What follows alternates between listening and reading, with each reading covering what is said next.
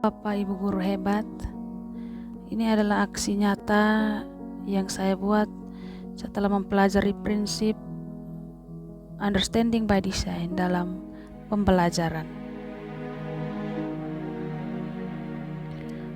Apa itu understanding by design? Understanding by design atau biasa dikenal dengan istilah backward design adalah salah satu pendekatan dalam merencanakan pembelajaran yang menekankan pada pemahaman atau understanding peserta didik terhadap materi pelajaran yang diajarkan. Ada 3 langkah utama, yaitu yang pertama menentukan tujuan pembelajaran, menentukan asesmen, dan merancang kegiatan pembelajaran. Yang pertama kita bahas tentang menentukan tujuan pembelajaran. Tujuan pembelajaran disesuaikan dengan kurikulum yang ada di lembaga pendidikan Bapak Ibu guru hebat sekalian, baik itu kurikulum K13 ataupun kurikulum Merdeka. Namun beberapa hal yang perlu diperhatikan dalam menentukan tujuan pembelajaran antara lain mengidentifikasi sasaran pembelajaran dan fokus pada pemahaman konsep yang mendalam dan penerapan pengetahuan dalam konteks nyata. Selanjutnya, menentukan pemahaman utama yang mencakup inti dari pembelajaran, mengidentifikasi kemampuan penting yang fokus pada keterampilan yang relevan dengan konten pembelajaran, merumuskan pertanyaan esensial yang mendorong peserta didik untuk menjelajahi konsep dan merumuskan pemahaman mereka sendiri, menentukan kriteria keberhasilan capaian pembelajaran, dan yang terakhir merumuskan tujuan pembelajaran dalam berbagai kategori kemampuan peserta didik. Langkah yang kedua adalah menentukan asesmen pembelajaran.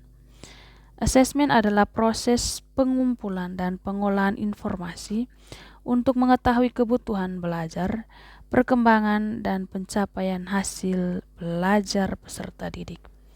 Ada 3 jenis asesmen, yaitu yang pertama, asesmen diagnostik, asesmen yang dilakukan guru sebelum proses pembelajaran.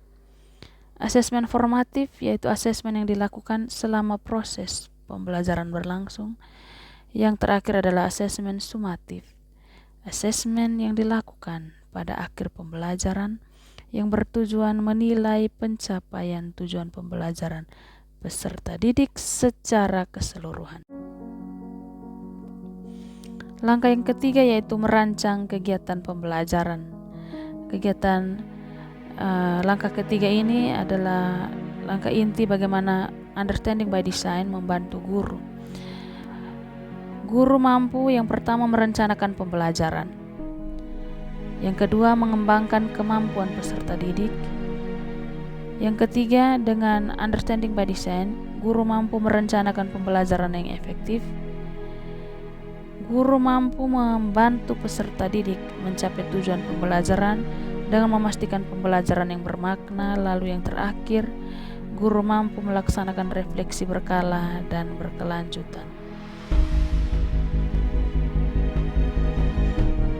Apa yang saya dapat setelah mempelajari topik understanding by design ini?